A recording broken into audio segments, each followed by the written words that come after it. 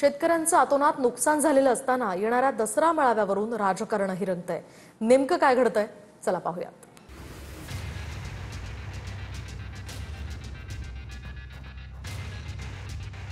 शेतकऱ्यांचं नुकसान आणि येत्या काळात होणारे अनेक राजकीय पक्ष आणि नेत्यांच्या मेळाव्यावरून सध्या राजकीय आरोप रंगले। भाजपनं वायद्याप्रमाणे शेतकऱ्यांना कर्जमाफी देऊन मदत करावी अशी मागणी ठाकरेंच्या शिवसेनेने केली, तर उद्धव ठाकरेंनी दसरा मेळावा रद्द करून तो खर्च शेतकऱ्यांना द्यावा अशी मागणी भाजपने केली। त्यांनी आम्हाला सल्ला द्यायची गरज नाही। यापूर्वी सुद्धा अनेक संकटामध्ये अतिवृष्टीमध्ये हे मेळावे झालेले आहेत। आम्हाला भारतीय जनता पक्षाकडून उधारीचं ज्ञान घ्यायची गरज नाही। उद्धव ठाकरे आज विरोधात आहे, काही बोलू शकतात।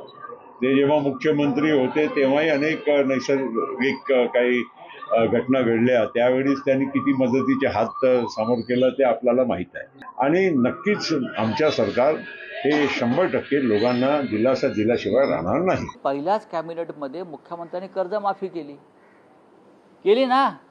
हे जर प्रफुल्ल पटेल यांना माहीत नसेल त्यांनी विड्या वळत बसावं। त्यांचा खानदानी बिझनेस आहे, विड्यांचा मोठा बिझनेस आहे, धंदा आहे, त्यांनी विड्या वळत बसावं 100%। मी त्यांचा अपमान करू इच्छित नाही। पहिल्याच कॅबिनेटमध्ये ज्या राज्याच्या मुख्यमंत्र्यांनी शेतकऱ्यांची 2-2.5 लाखापर्यंतची कर्जमाफी केली आणि शेतकरी अजूनही त्याची आठवण काढतायत, आम्हाला तशी एक कर्जमाफी द्या। आणि प्रफुल्ल पटेल यांना जर हे माहीत नसेल तर ते कोणत्या जगात वावरतात? नक्की त्यांना महाराष्ट्रातल्या राजकारणाची गेल्या 5 वर्षातली माहिती आहे का? नाही। दरम्यान दसऱ्याला 2 शिवसेना झाल्यापासून एक ठाकरेंच्या शिवसेनेचा मेळावा तर दुसरा शिंदेंच्या शिवसेनेचा मेळावा होतो।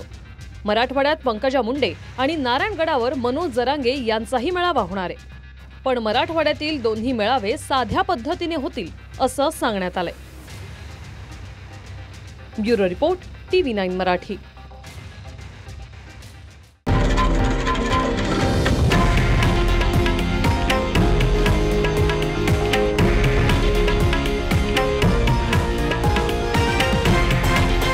हे आहे देशातील नंबर 1 न्यूज नेटवर्क आणि आपण पाहत आहात TV9 मराठी, एकमेव।